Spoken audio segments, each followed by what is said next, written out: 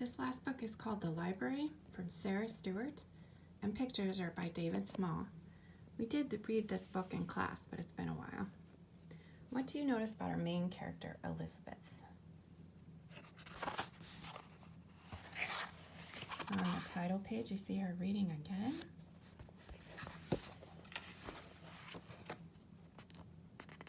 Reminds me of Stella Luella and how much she likes to read. Elizabeth Brown entered the world dropping straight down from the sky. Elizabeth Brown entered the world skinny, nearsighted, and shy.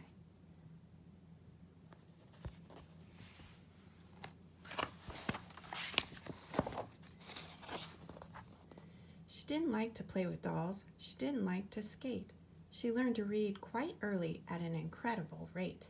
She always took a book to bed with a flashlight under the sheet.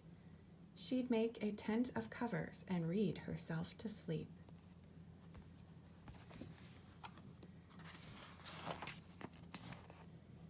Elizabeth Brown went off to school, dragging a steamer trunk. Elizabeth Brown unpacked her books, breaking the upper bunk.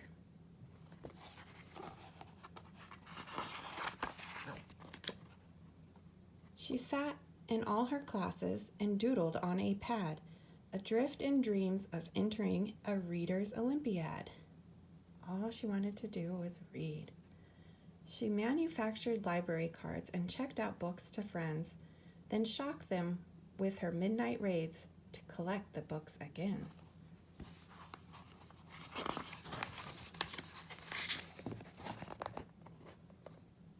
Elizabeth Brown preferred a book to going on a date.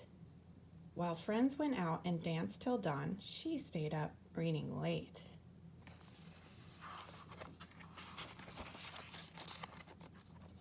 She took the train one afternoon and promptly lost her way, so bought a house and settled down to tutoring for pay.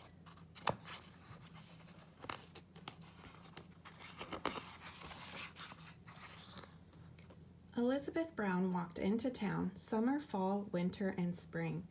Elizabeth Brown walked into town looking for only one thing. She didn't want potato chips. She didn't want new clothes. She went straight to the bookstore. May I have one of those?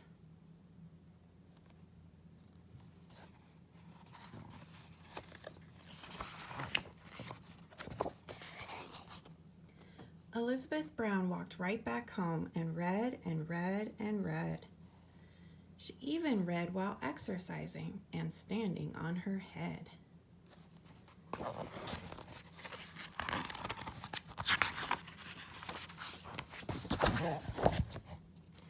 She made a list of groceries and tucked it in her book, then lost the list among the fruits and left with nothing to cook.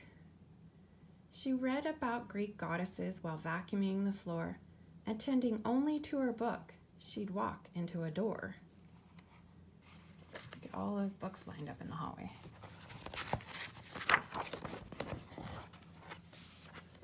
Books were piled on top of chairs and spread across the floor. Her shelves began to fall apart as she read more and more. Big books made very solid stacks on which teacups could rest. Small books became the building blocks for busy little guests. See if we can find any little guests in there. I don't see any.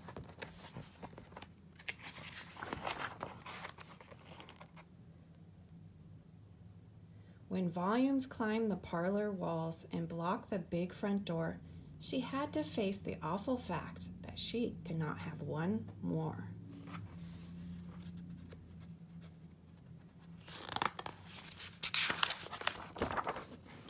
Elizabeth Brown walked into town that very afternoon. Elizabeth Brown walked into town whistling a happy tune. She didn't want a bicycle. She didn't want silk bows. She went straight to the courthouse. May I have one of those? The form was for donations.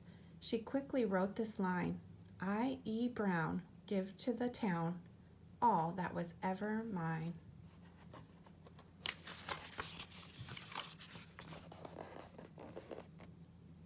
The sign says Elizabeth Brown Free Library. Elizabeth Brown moved in with a friend and lived to a ripe old age. They walked to the library day after day and turned page after page. After page. They're cute little kitty cat. So if you remember that this story was from when she was first born all the way till she was old, and what she gave to the community. So you can go back to your worksheet and fill in for the last book, The Library.